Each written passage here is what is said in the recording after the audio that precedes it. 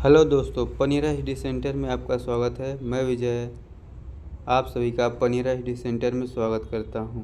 आज आप लोगों के लिए भारतीय रुपया यानी रुपया कौन छापता है रिजर्व बैंक ऑफ इंडिया के बारे में कुछ महत्वपूर्ण जानकारी। आइए अपने देश के रुपये के बारे में जानते हैं। भारतीय रिजर्व बैंक, जिसे आरबीआई के रूप में जाना जाता है, भारत का केंद्रीय बैंक और नियामक निकाय है जो बैंकिंग प्रणाली के नियमन यानी इसके वह जिम्मेदार है कि भारतीय रुपये कैसे कब बनेगा, कितना बनेगा, उसके लिए जिम्मेदारी लेती है। यह वित्त मंत्रालय के अंतर्गत आता है जो रुपये को नियंत्रण करता है, जारी करता है तथा उसकी आपूर्ति बनाए रखता है। इसके लिए आरबीआई ही जिम्मेदार होती है। रिजर्व बैंक नोट मुद्रण आरबीआई का एक विशेष प्रभाग है जिसके माध्यम से यह जारी करता है कि कौन सा नोट कब तक वैलिड रहेगा, कहाँ तक चलेगा। भारत में पैसों की छपाई 4 प्रिंटिंग प्रेस में होती है। यह चारों प्रिंटिंग प्रेस भारत के चारों कोनों में लगाए गए हैं, दक्षिण में, पश्चिम में, उत्तर में तथा पूर्व में।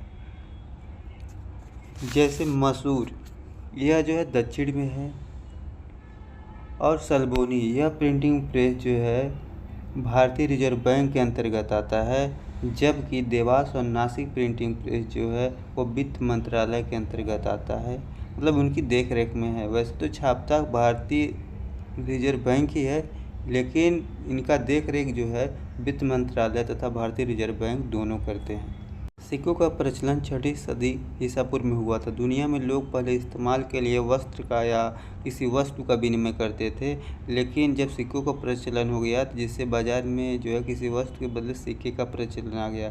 इसकी जो वर्तमान सिक्के हैं, इसका जो प्रतीक है वह आईआईटी कंपनी के उदय कुमार ने डिजाइन किया था, जिसमें देवनागरी और रोमन अक्षर से लिया गया है। वैसे रुपया एक संस्कृत शब्द रुपयकम से बना हुआ है, जिसका मतलब होता है चांदी का सिक्का।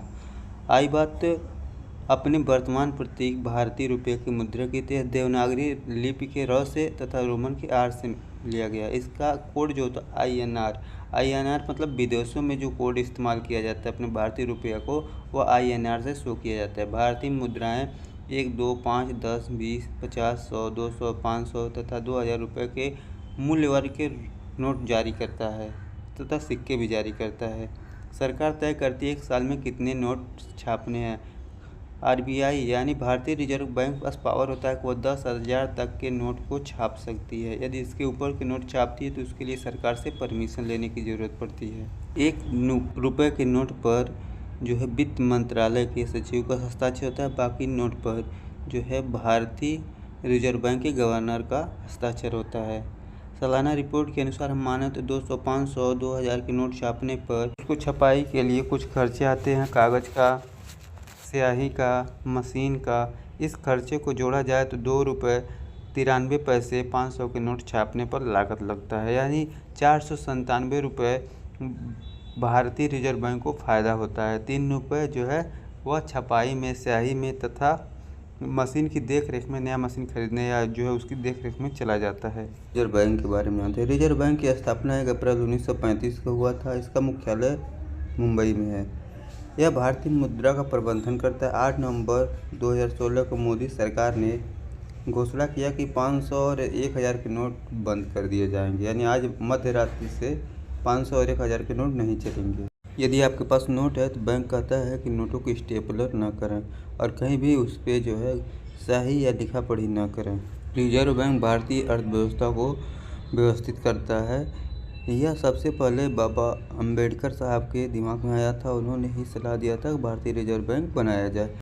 रिजर्व बैंक का पहले मुख्यालय कोलकाता था, लेकिन बाद में मुंबई कर दिया गया। बैंक जो नोट बनाती है उसके परिचालन के लिए बैंकों को देती है, जिसका काम होता है कि सरकार के बैंकर और बैंकिंग बैंकर के रूप में काम करना, साख नियंत्रण करना, मुद्रा के लेन देन को नियंत्रित करना, यह भारतीय रिजर्व बैंक का काम होता है।